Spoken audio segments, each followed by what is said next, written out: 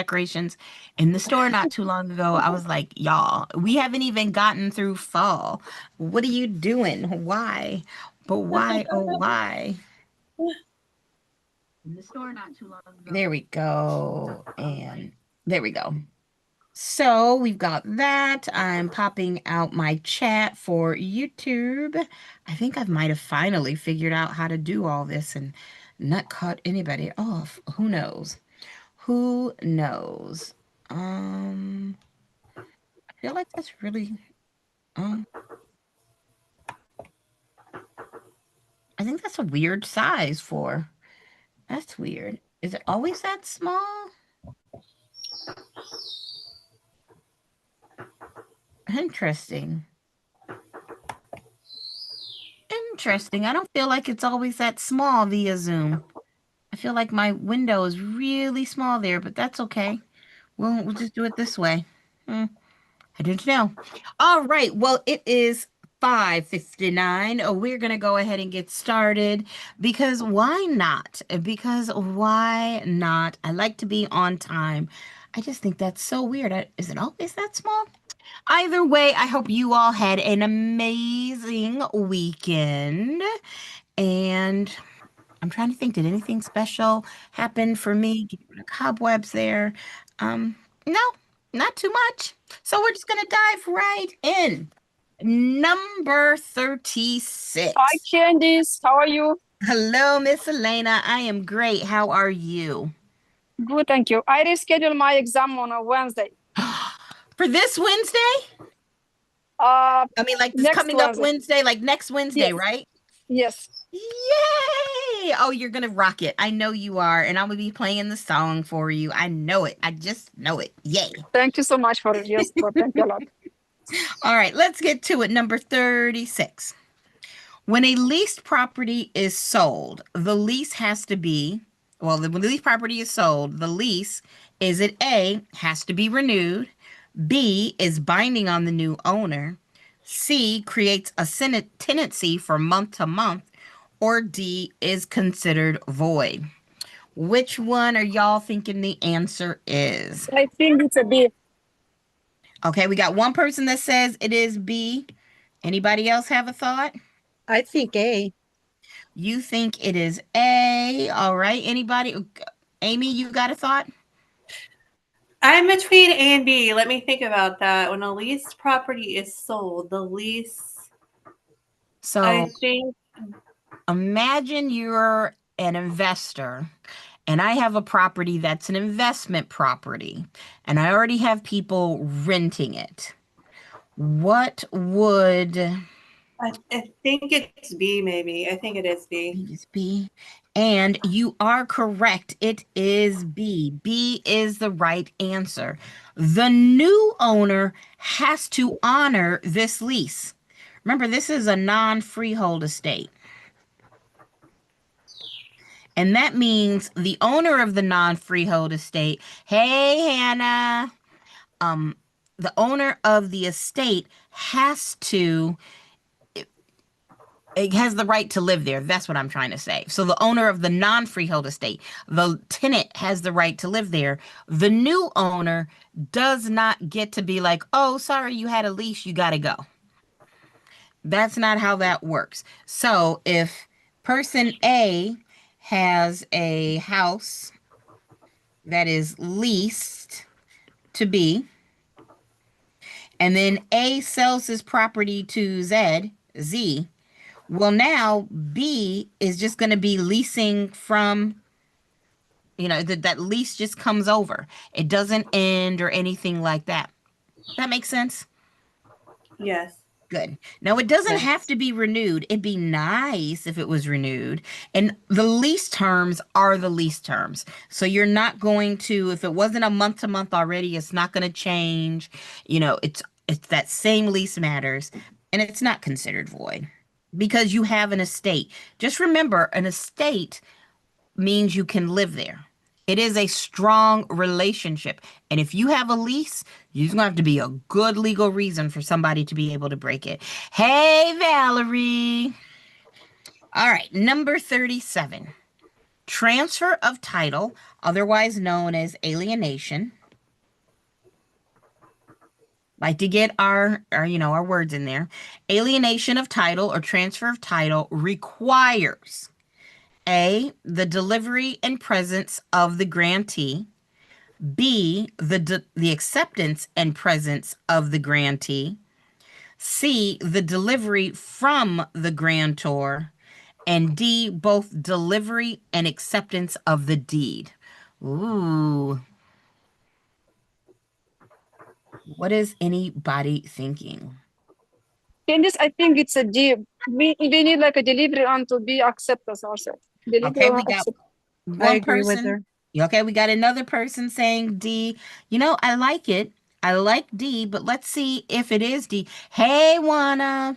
If it is D, that means A, B, and C should be wrong. So let's figure it out. So A says transfer of title requires the delivery and presence of the grantee. Well, part of this problem is the grantee.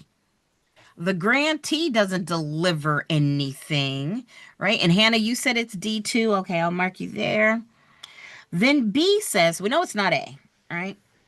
B says the acceptance and presence of the grantee. Well, once again, this grantee is problematic, but this presence is in both of them. And I don't ever remember that they had to be present. Like, what? No.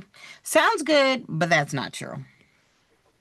C, delivery from the grantor, which isn't wrong. There does have to be delivery from the grantor, but D is a better answer because delivery and acceptance of the deed. The grantor needs to deliver and the grantee needs to accept. Although you only need the signature of the grantor. I mean, is it a good idea to make sure you have, somebody's there to see that the grantee got it? Sure. Why not? But D is the better answer. And this is a great example when they say, oh, choose the best answer choice. Well, C's not wrong. D is better. So good job, everybody. It's okay, Valerie, if you were guessing, as long as you understand now why D is the better answer. So nice job. That was a little tricky because of those two. All right. Number 38. The obligation of protecting any deposits entrusted to an agent is an example of the fiduciary duty of. The obligation of protecting any deposits entrusted to an agent is an example of the fiduciary duty of. So before I even look at the answer choices, this is where I try to come in and be like, okay, what are my fiduciary duties? So, and Shatara, I see you said B. I Make think sure- it's a C because I obligation think for it's protecting. C. C. Yeah. I think Okay, it's you're C. thinking C. it's C. What is our acronym for our fiduciary duties? What Is do it we remember? cloak? A cold, Cloak. Bulk? Cloak or a cold. cold? I say cold, but You say cold. Okay. yeah. There's cold. There's old car. I've heard loads. All of these get you to the same place, do they not? Mm-hmm. Right? So we know that the C is confidentiality, the O is obedience, the L is loyalty, the D is, what does the D stand for? Disclose. Disclosure. Disclose. Nice. And it just depends on, how you learned. So we got the O, the L, and the D. We got that. We got the C. The A stands for, anybody know? Accountability, isn't it? Accountability Accounting. or accounting. I see it both ways, right? And the R, anybody know Reasonable what care. the R stands for? Reasonable Reasonable care. care. Yeah. Ah, that's not what I meant to do. What did I just do? Boom. Come back to me. Come back. There we go. So this is reasonable care. And then if we did loads, we got the L, we got the O, we got the A, we got the D. The S would be skill care, diligence, just whatever. So they all kind of get you to the same place. So having said that, well, first, we know competence isn't even a fiduciary duty. Disclosure and obedience are, but yeah, y'all are absolutely right. C is the answer. It's Candice, accounting. Yeah. but it's a call. It's of A, right? It's ACOLD, right? Because it also include accounting. A cold. Well, yes, you can. Some people will put an A there. You can call it a cold if you want. We could probably come up with a couple of different words. You could. Let me not even go down there.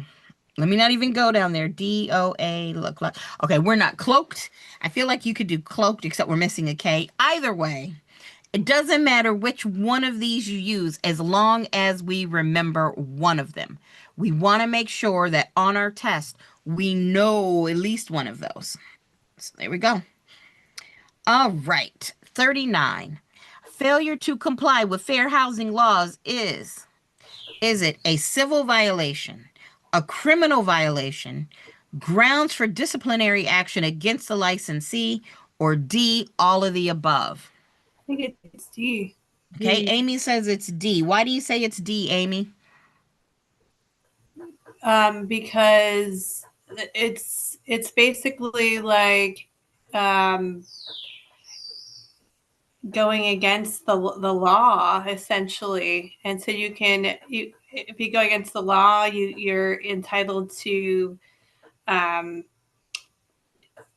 like charges Yeah, against no, you. I know what you mean. I got you. I got you. So I like to think of, I won't say I like to think of, but I think a good way to remember this is O.J. Simpson. Right now, he murdered well, I'm sorry, he was accused of murdering somebody, but of course was found now guilty. Well, if he had been found guilty, that's a criminal violation. And because the fair housing laws say you can't do XYZ, you can't discriminate. If you discriminate and you're found guilty of that, that's a criminal violation. But the reason I bring up O.J. Simpson is because remember, even though he lost the criminal case, he won the criminal case, he lost the civil case. He ended up having to pay money to the family because it's the people saying, hey, it's the family or somebody saying, you've wronged me. So when we talk about going to court, it's either you broke a law or it's, hey, somebody wronged me, I'm tattling to a judge. Right? So both of those are correct. And I know that C is correct too. I don't know of a single state that says, hey, if you break the law, you're not going to get in trouble with your license. All three of these are correct. Even if you only kind of knew, well, I know this one and I know somebody can sue me. So it has to be D. But I also want to point out this is really good for everybody to remember because if you go into property management, and let's say that Amy just is, she works for the state or whoever it may be. And Amy, you go in as a tester, people do secret shopping. You go into like as a secret shopping tester. And maybe you say, oh, I have kids. And they're like, oh, I'm sorry. We don't want people with kids here. Mm-hmm. Not only has that person broken the law, you, even as a tester, Amy, can sue them on like you, the person. So it's a big one. You said, Shatera, you answered B for the first question, but there's a delay. That's okay. No worries. No worries. All right. So we know, yes, our answer is D. Make it green. All of the above. Love it. All right. Number 40. A contingency in a purchase contract is... A contingency in a purchase contract is A, something that must happen before the buyer can be required to complete the purchase. Now, I see this word must. I'm just going to highlight it because we want to take a look at that. B, a listing of personal property that is to be left by the seller. C, a statement making the time of the essence and the performance of the contract. Or D, the seller's promise to prove clear title to the buyer's satisfaction. What are we thinking? A. All right, we got an A. I think A. A. Yeah, I think A I too. like to eat apples and apricots. So, all right. Hey, I haven't sang that one in a while. I like to eat apples and apricots. All right. Oh, we got somebody joining us. Right. So let's talk about it. Well, we know it's not a listing of personal property. If you're trying to make something time being of the essence, you would write time is of the essence in the contract. So that's not it. And the seller's promise to prove clear title. Nope. A is our answer. Candice, but time in essence is going with statute of limitation.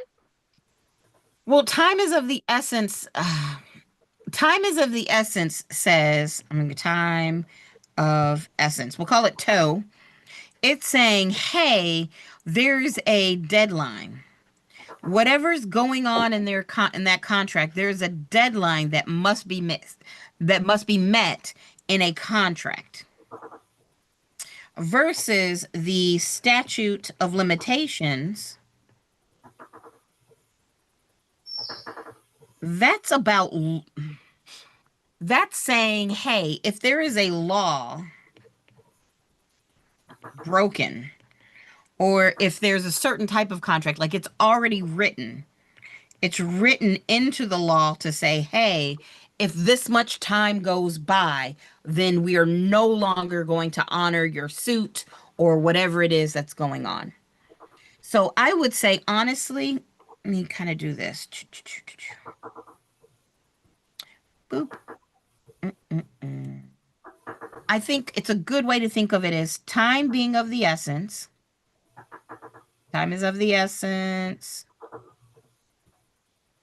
This you put into contracts. So you might say, you have to close on such date.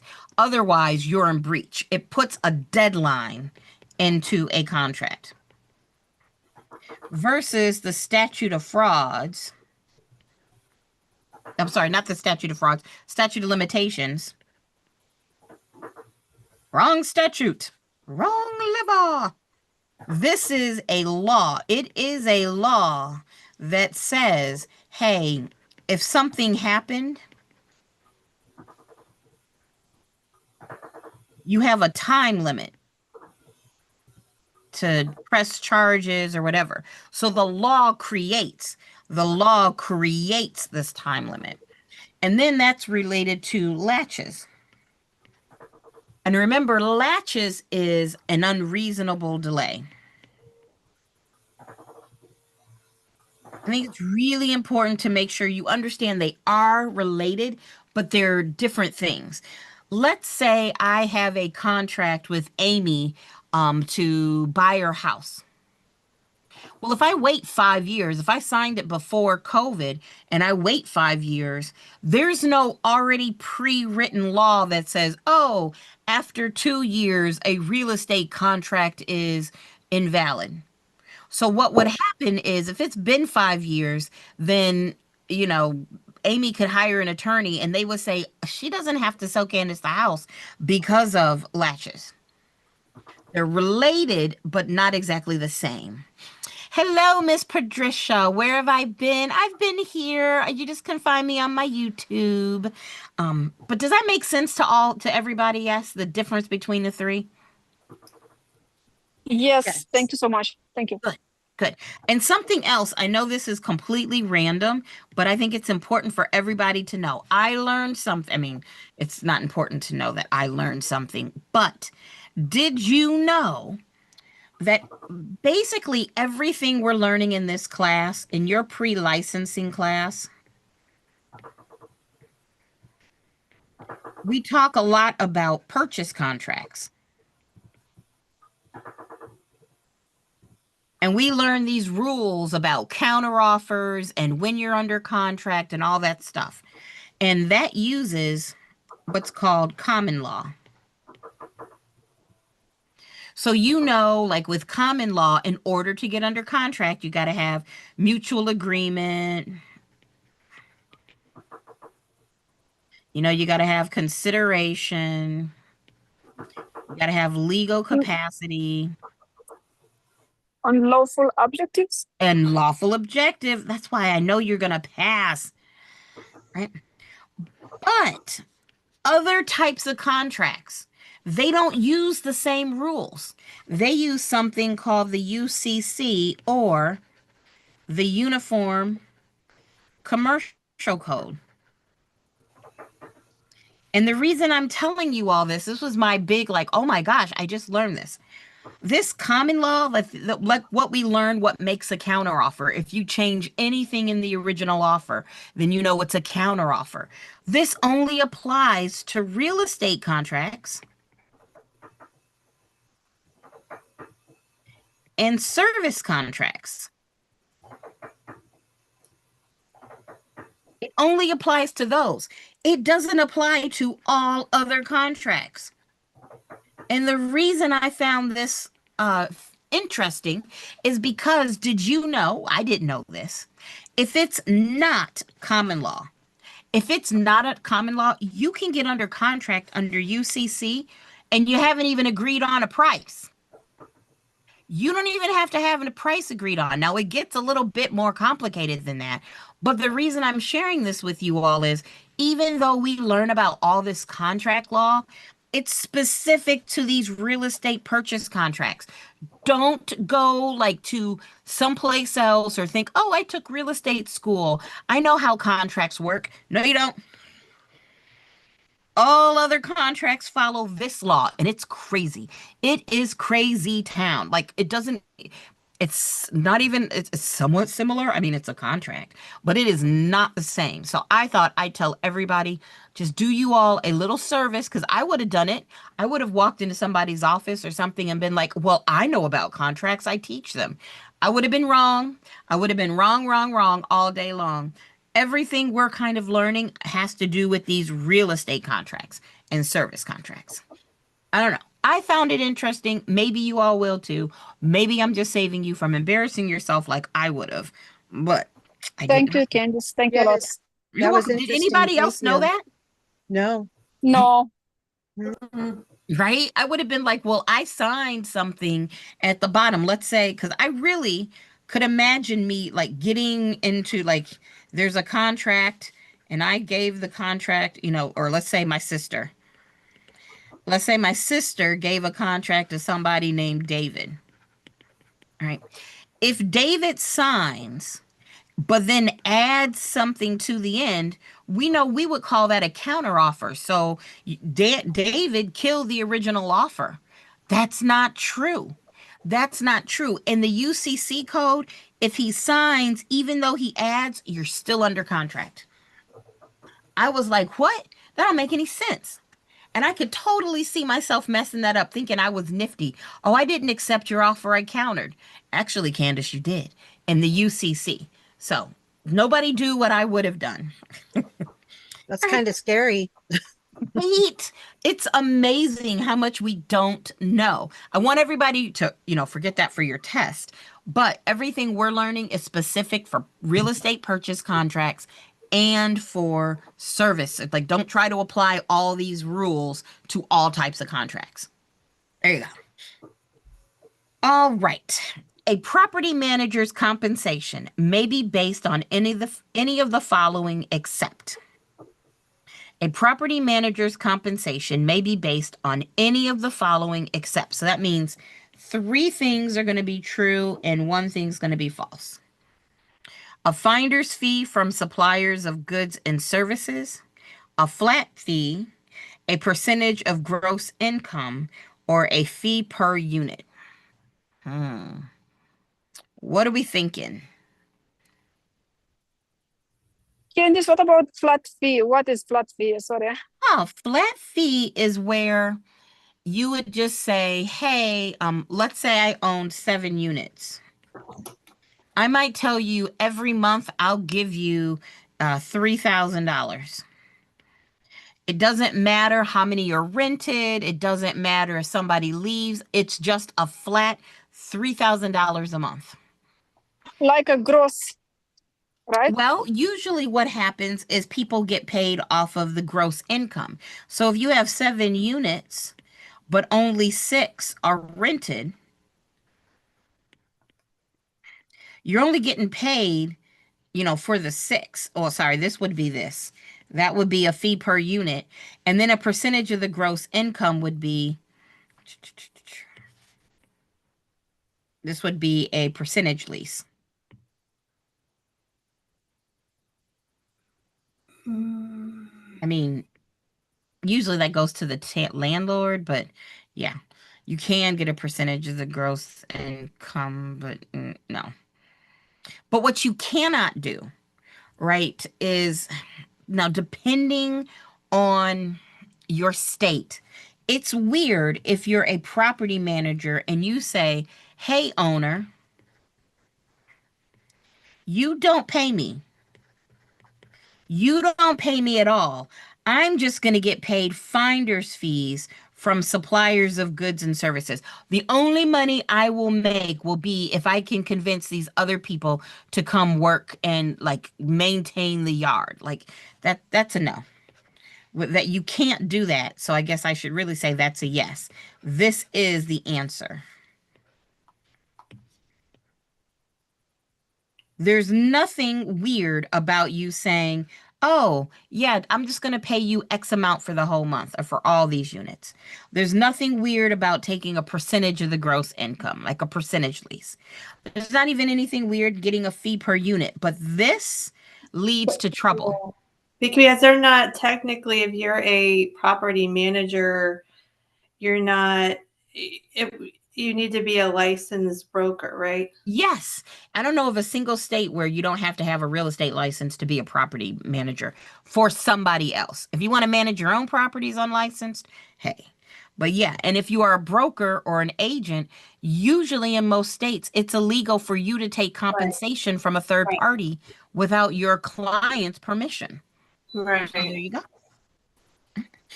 All right. Ooh, math. I don't think so. What? I just, it's been a long day. All right. 43. When an appraiser deducts depreciation using the reproduction cost of a building, the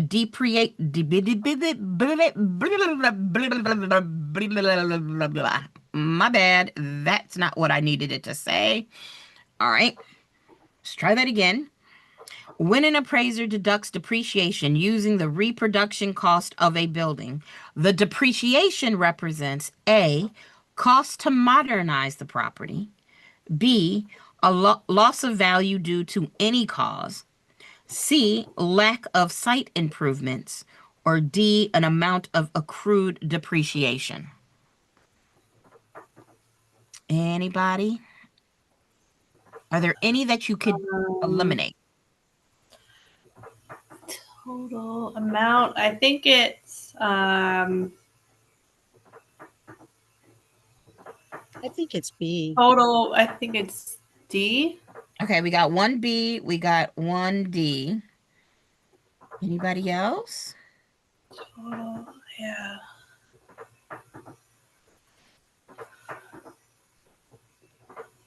Well, we know it's not the cost to modernize the property, because if you modernize the property, my guess is the value would go up. And we're talking about depreciation. But B, it's like a loss of value due to any causes like a depreciation. That is the definition of depreciation. Oh. Yeah, and we know it's not C, but then that means accrued depreciation. This is a type of appreciation, and this is going to be our better answer. You would depreciate for lots of different reasons. Remember, when we talk about the, let me find it. Gotta find it. Where are you? Characterization. And how do I have so many things open here?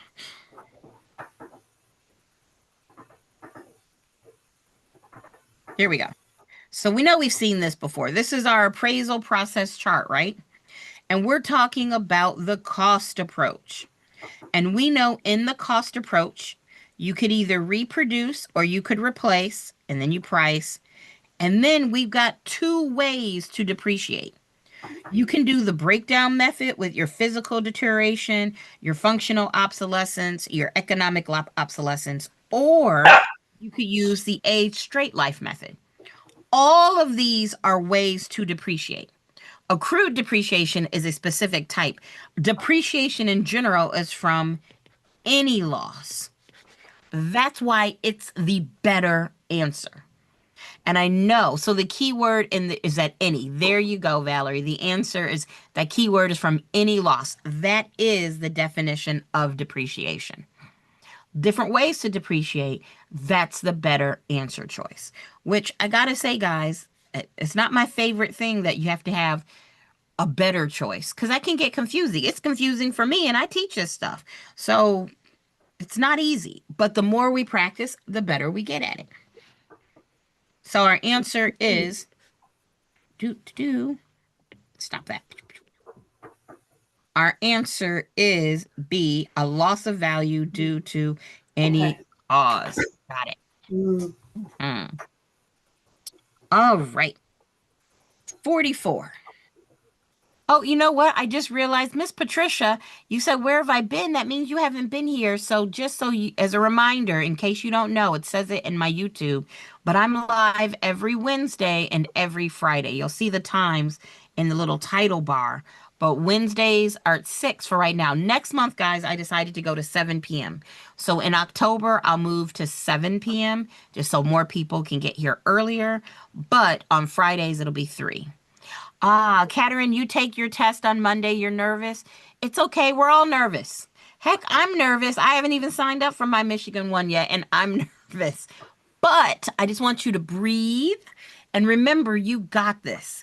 We are all right there with you. We're all sending the good vibes to you. So you'll take your test on Monday, and Elena, you'll take your test on Wednesday, and woof. Yes, just making the Zoom link is the same. Yes. The Zoom link is always going to be this for Wednesdays and Fridays, unless I'm doing something special like you all know this Thursday at 7 p.m. We're going to finish math. And today is 9/17/25. So if you're wanting the math, you can email me. That's a different link. But other than that, this link will always stay the same. I know I had another student from my regular class pass, y'all. I was so excited. I just love it when y'all tell me you pass. All right, number 44. The Millers put their house on the market. The Blacks make that just sounds weird. The Blacks make a written purchase offer and the Millers accept the offer in writing. When is the contract valid? See, this is that UCC, stuff I was talking about again. This is only for real estate law. Candice, I think it's C. Me when too. the blacks are not notified. Yep. It's C. We all know that. We all know that. And you have 100% chance of being tested that it's not good enough you have signatures. You have to have notification of those signatures too. Can't fool y'all. All right. Come on. There we go. John offers $100,000 for a home listed for $120,000. The seller counter offers at $110,000 at this point. So you could draw this out, which I would encourage. Candice, I think it's C. The original offer is void. Yeah. And I still think you should, you got a seller or buyer. You're going to have a broker. You're going to have a broker, and then you're going to have an agent that you're dealing with.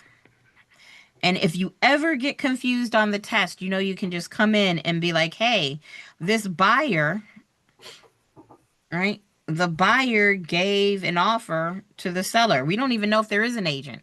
And then that seller said, no, how about this? That's a counter offer, and we know the original offer is going to be void. Yeah. Right? The original offer is going to be void. I see Valerie knew it. Mahogany. Hey, Mahogany. Mahogany knew it. We love that. Love it, love it, love it. Y'all know.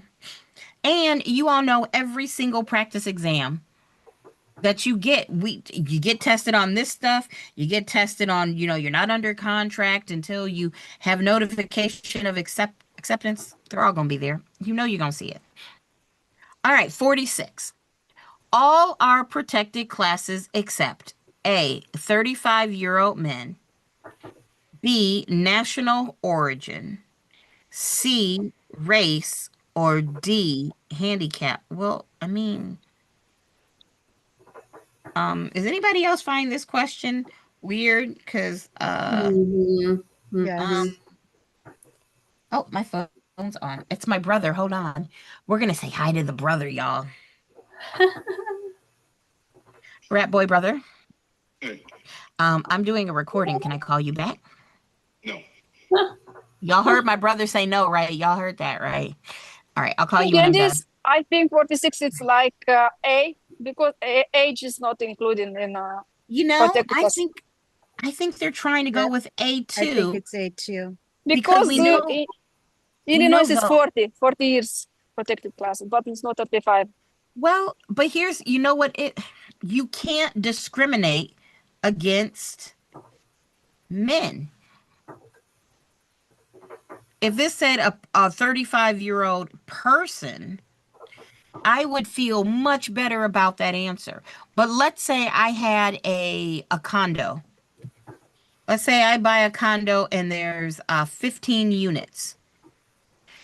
Can I say this is women only?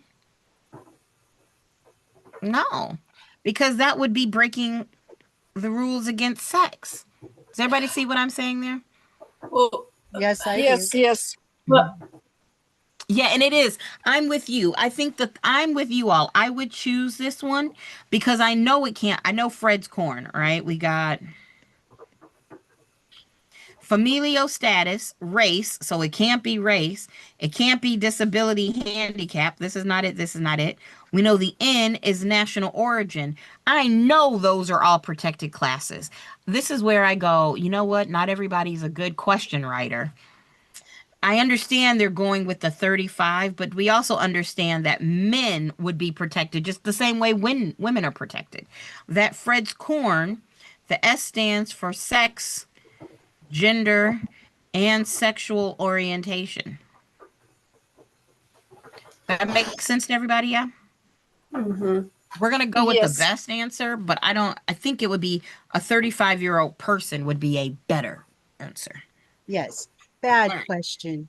Go for it. It's bad. Oh, bad. I think you said it's a bad question. Well, we know it's not perfect. All right, 47. I'm going to do because it's pretty easy math, just as a good review. What is the square footage of a room measuring 20 feet from here to here by 40 feet? And remember, if you just have one little apostrophe, it's feet. And if we had two, that'd be inches. And remember, the first number usually talks about how wide it is, and the second number talks about how deep something goes back. And we know area for square footage is equal to the width times the depth. Or you could say length times width, or you can say it all sorts of ways. So we're just going to do 20 times 40. So what are you going to get when you get that? B, 800. Yeah, we could all do that one. It was a 80. good review. But also remember your width is your street frontage. That's your street frontage. I don't like this red. It's so wrong. All right. 48. Oh, and Valerie, you said not brat boy. Actually, Valerie, his name, much to my mother's chagrin, is rat boy. But I wonder if I could get away with brat boy. I'm gonna try it. I'm gonna see if I add a B, if my mother won't yell at me every time. Like when he calls and I answer the phone, I'll be like, "Hey, rat boy," and my mom just looks at me. I'm like, "Hi, Christopher." But I think I could get away with. I'm gonna try it and let y'all know. I'm gonna let you know, Val. That might actually work for me. I might get away with brat boy. No, I mean, so Michael Brown refuses to sell his farm to the state. And yes, in case you missed it, my name is Candace. My sister's name is Kristen, and my brother's name is Christopher. We blame my mother. She had a thing with the cuss sound, I guess. And my son is Christian. See? And you know what? I don't have children, but all my cats, I thought I turned off the phone. All my cats have K names. So she's passed on her disease. All right, Michael Brown refuses to sell his farm to the state, which it needs to complete the route for a new highway.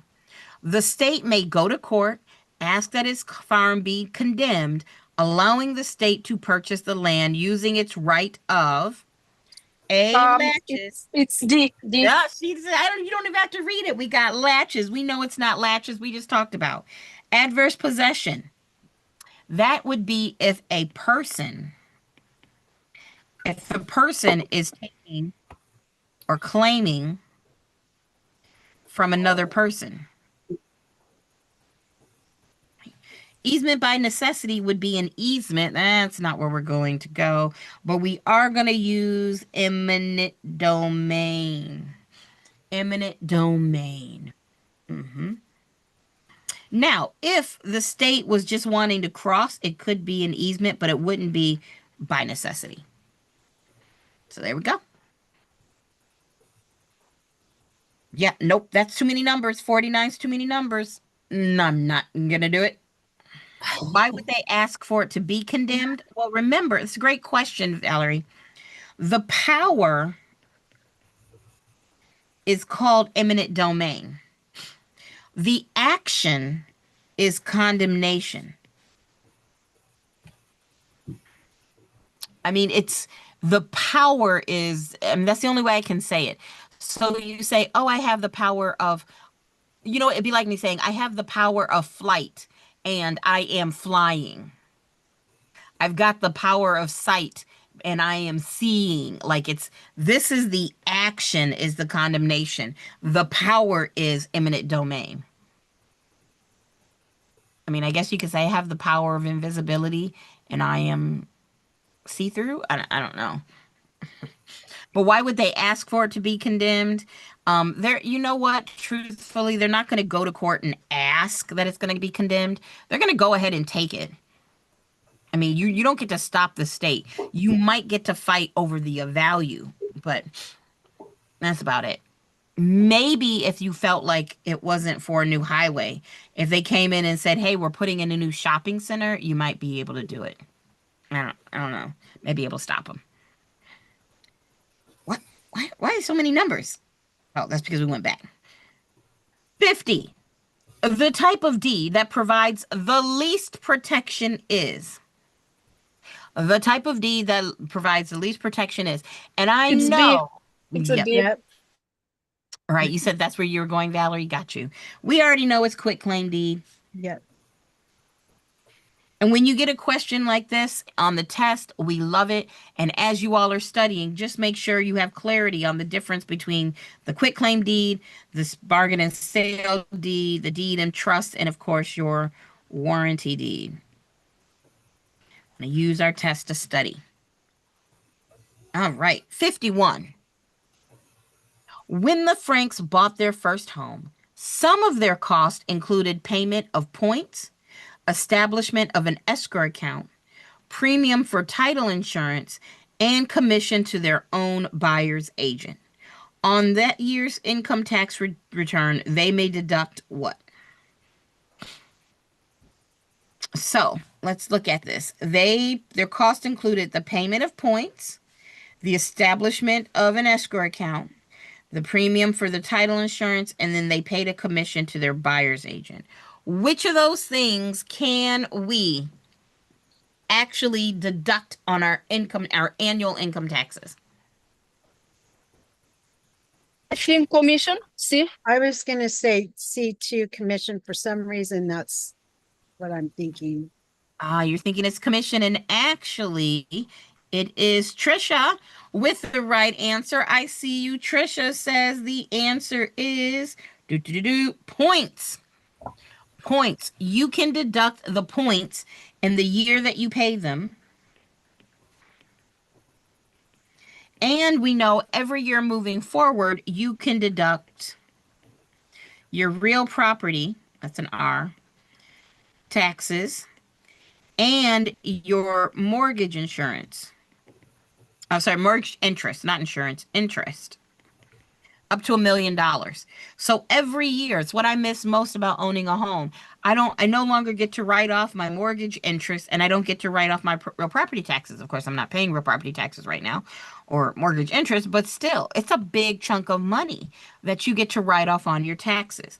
And if you think about it, points are considered pre-paid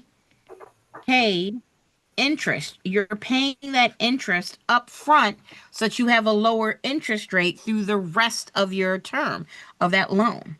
But you can't write off the title insurance. You can't write off the commission. You cannot put your escrowed amount in there. The only one on this list would be points. That's a good question. That's a good question. That was good. That was excellent. Nice. Does that make sense to everybody? Why? Yes. Cool. That's a good one. I don't think we've done one like that in a while, so that was good.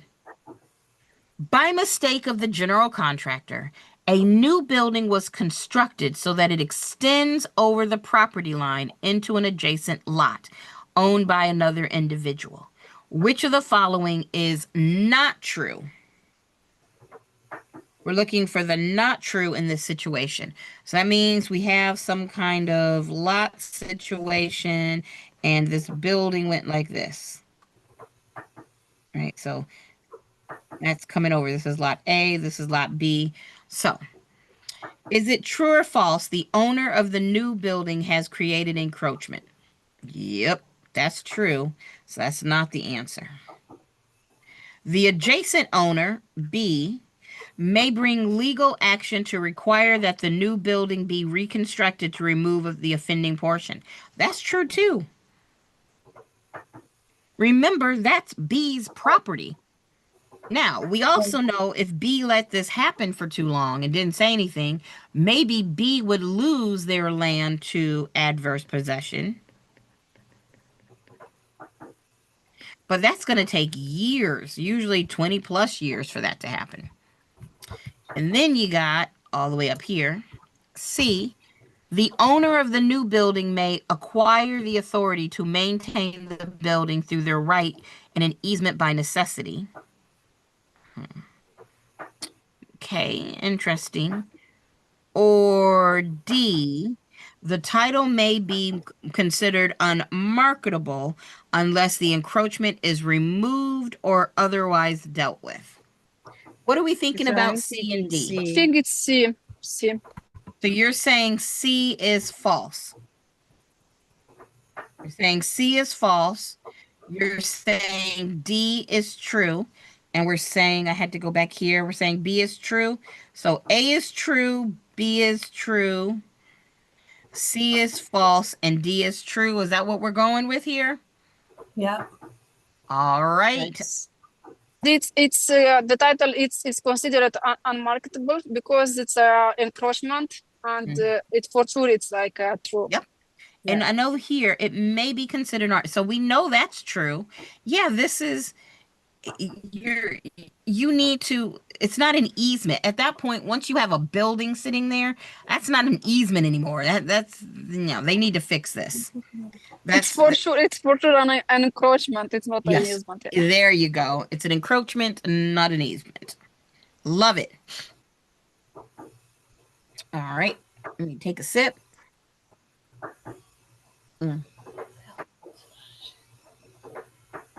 53. A salesperson is about to change firms. Should he contact all of his buyer clients and advise them that he will still represent them at his new firm? A, yes, because the listing is a personal service agreement that stays with the salesperson. B, no, because the listing is with the broker. C, yes, because the salesperson is the one the client looks to for representation. Or D, no, because a listing cannot be terminated by a buyer.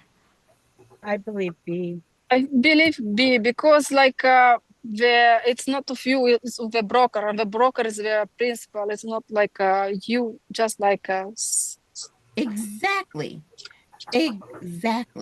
So it says turn off Mac OS reactions to prevent back both Mac OS and Zoom reactions from being generated. I don't know. There was an update to Zoom. Sorry, I was just reading what was on my screen. But here's the thing, guys. You know why I'm thinking about this? This actually goes back to what somebody said today. Patricia, if you're still here with us, you heard me say, well, you didn't hear her, but in the chat, she said, hey, I've missed you at that other place, which I will not name. I didn't reach out to that other place and tell everybody who used to go or knew me there that I was doing my own thing on YouTube, because it wasn't my clients. That belonged to that company. Does everybody see what I'm saying there? It's the same concept. If you knew me and you followed me, cool, that's fine. But I didn't go behind their backs and send everybody an email and be like, I'm leaving. Same concept. The client doesn't hire you, they hire the broker. Now, if your client finds out you're leaving and says, hey, I want to leave too, that's a different conversation. But you can't try to take those. In fact, as you all are looking for brokers, you need to ask how does that company handle it? When you leave, if there's somebody who's not under contract, can you take them with you? Are they going to give you, I rock in the YouTube streets.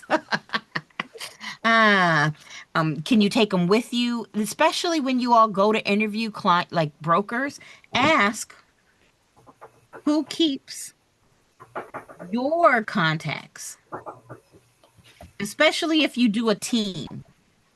So let's say, guys, you all know I'm here in Michigan. Obviously, I have a list of people where, I worked with in North Carolina, but I have friends and family that I had here in Michigan before I left, right? I mean, I'm old now, so maybe somebody wants to buy a house. What if I joined a team or a small company and they want to be like, oh, Candace, let me go ahead and we want to get all the names and emails of all these people so we can add them to our mailing list? Absolutely not. Not without a conversation, they are not. Because I need to know, if I leave, are y'all going to stop emailing my clients? If I leave, are these my contacts or now they're your contacts and you're not going to allow me to talk to them? So I know that none of you all are going to have these kind of issues. But as somebody who has helped people change offices, I've worked at different companies, it is a really big question to ask as you all are choosing companies. What happens? Ask about the details. I know that we're supposed to be talking about questions, but you all are going to pass this. And when you do pass it, I need you not to get got. There you go. All right, 54. Lenders across the country are likely to offer a certain type of mortgage plan after an announcement that such mortgages with certain specifications will be purchased by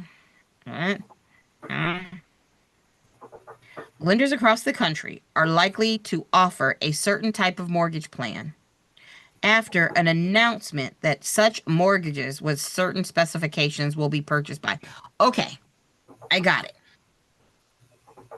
I think it's gonna be C, Fannie Mae. Fannie All right, Mae. we got 1C, Fannie Mae. Open to everything. You said you think it's that one too? Because Office. Fannie is buying everything. Yeah. Well, so here's, I think, what they're trying to test you on. First of all, the Office of Thrift Supervision. Is that a real thing? I don't think so. Call Elon. I don't know. The Office of Thrift Supervision. Okay, no. The FDIC, you know how when you go to the bank and you deposit your money, they're the ones that protect your bank accounts. HUD doesn't directly buy loans, so it has to be Fannie Mae. Right? Has to be Fannie Mae. 55. And he said, Fannie, it's open. Fannie is for everyone.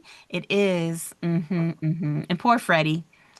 Lights on, or lights off, socks on, one position. Bless his little heart. He needs to watch 50 Shades.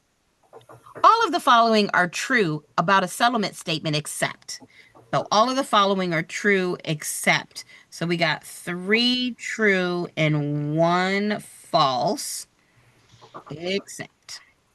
The statement that is to determine the net amount due to about us. Okay. Which one is true? Is it true that the settlement statement is a statement to determine the net amount due to the seller? The net amount due to the seller. Well, yes, that's true. Yeah, right. I did say the socks, Valerie. I did. So I know that's true. Because when you look at page Candice, 2 of the settlement statement, remember at the bottom, it's going to be buyer debit. And right here at the bottom, it's going to be seller credits. How much is the seller going to receive? That's the seller net. So what are you going to say, Elena? yeah, I think it's B because RESPA doesn't do anything with cash. If it's cash, no. She Well, doesn't apply for cash. well, so I think when they say cash, they just mean the monies. And I say that, so let's leave this one alone. So we know this one is true. We know it's not the answer. B, let's leave it alone for a second. C, the statement is signed by both parties to evidence approval. So do you have both people signed a settlement statement? Yes. But remember, this is a true statement, so that's not the answer. And I think Remember it's that D because the lender can like assign only. It's there signed by you lender. go. I don't think so. Remember, this one right here is TRID. TRID says there's going to be 2 settlement statements, but the seller can't see the buyer's information. Like they're going to both have to sign. It's just going to be, yeah. But it's this only word. It's not signed by the lender only. So even if you thought maybe it was B, you would get to D and be like, oh, this is false. That's not true. So Candice, can you also can we go over read till RESPA a little bit, yeah, if it's possible, please? yeah, we can Thank go you over so much. TRID Thank and you. RESPA. So remember, let me go here. It's something I think I need to make. I need a whole lot of videos I need to make. Remember, you got TRID, which stands for the Truth in Lending.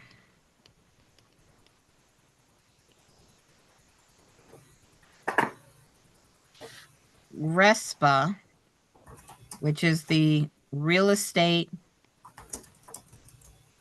Settlement Procedures Act. And then the I stands for integrated. And the D is disclosure. So there's really 2 laws we're talking about here. The Truth in Lending and RESPA. Right? Bye, Amy. We'll see you next time. Oh, it's about that time. Okay, we'll make this quick because it's about 7. So we know truth in lending. Truth in lending is about banks being honest about the cost of borrowing money. We know that they have to tell you things like the APR. You know, they have to give you, an estimate of closing costs. In an advertisement, you can't have any trigger terms. And if you do have trigger terms, like any kind of numbers besides the APR and the sales price, then you have to give more information. So truth in lending is about banks being truthful about the true cost to doing banking. RESPA is about what can and can't happen in a settlement when we're talking about real estate settlements. It's specific to just real estate settlements. And for me, I think of young kids eat up boogers, glue, and dirt. So a yield spread premium, the young yield spread premium Has to be returned to the buyer. Young kids, the K means there's no kickbacks allowed. Okay, it's the E, young kids eat up boogers, glue, and dirt. The E is escrow account. escrow account restrictions, yep. So a bank can't be like, oh, your annual real estate property tax bill is $3,000. We want you to have $7,000 in your escrow. Nope, there's limits. So there's a limit on the money. That's what I meant to do. The U stands for there has to be a uniform settlement statement. The B is there has to be this booklet, which is now written by the CFPB. Know before you owe.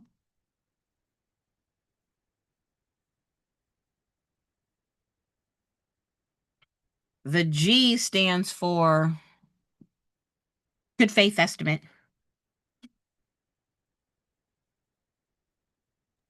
On disclosure. And the D stands for, is it disclosure? It's, the D stands for, does it stand for disclosure? Look, y'all, look, I've gotten all that in my head. You know what? When all else fails, this is why I create this. This is why we just go to our cheat sheet. Boom. Just sometimes we just cheat. We just go through. Oh, it's not on here. Is it wrong one? Essential elements. Sorry to make you dizzy. Yep, disclosure of loan servicing. It is disclosure, but it is disclosure of loan servicing. Meaning, if a bank is going to use a third-party company to collect your monies, they have to tell you. So I was like, yeah, it's disclosure, but disclosure of what? It is disclosure of loan servicing. So you got these two acts, and TRID says, hey, both of these have an estimate of closing cost. Both of these, that's there. Both of these require a uniform settlement statement, and you got to tell people what the final APR is. Even though these are two different laws, let's use one set of documents. Even though To it's make two much easier. different acts. Yep, we're going to use it. And that's where the CD, we call it the closing disclosure, comes in. Right, the CD. That is the closing disclosure. And we know TRID also created the CFPB. So not a bad way to think about it. I said young kids eat up boogers, glue, and dirt. I sure did, Karen. They do. They do. Ugh, disgusting. Here, and I'll make this a little smaller just in case anybody wanted to take a picture of it. Boop. Okay, well, we got that stuff on the side, but there you go. So guys, just as a reminder, let me change colors here. Tomorrow at 7 p.m., and that's going to be 6/18/25. I'm doing a math review, but it is not this Zoom. You got to email me. Candice, but can you use the Zoom from last Yes, you can time? use the Zoom from last Friday, but email me. And if you want to email me to get it again, you can. And you can reach out Candice Ellis at Gmail. And Patricia, if you're still here, I'm glad you found me again. Feel, free to tell. You can tell other people. You are more than welcome to tell other people, but I'm not going to do anything shady and try to take people away. I mean, I'm free. I'm not costing y'all any money. So there we go, guys. And oh, you sent me an email. Good, Valerie. Awesome. Boom, shakalaka. Karen, just email me. Just email me, Candice Ellis at Gmail. We're going to finish up some math we started last week. And if you come tomorrow, I can send you the link to the email from last Friday. And then if you are somebody who attended last Friday and you want that link, don't forget to email me. So guys, Candice, Thank yes, you, also don't ma'am. forget about discount points. Sorry. Discount points tomorrow. Yes, please. Girl, I got Please. you covered. We're going to do some discount points. Before you test, we are going to do some discount points. Got you. So, guys, Thank I will you. see you all tomorrow night if you're coming for math. If you're not, I'll see you Friday. Otherwise, stay out of trouble, or at least don't get caught by anybody. I'm just saying. Bye, everybody. Good Have a good night. Have a night.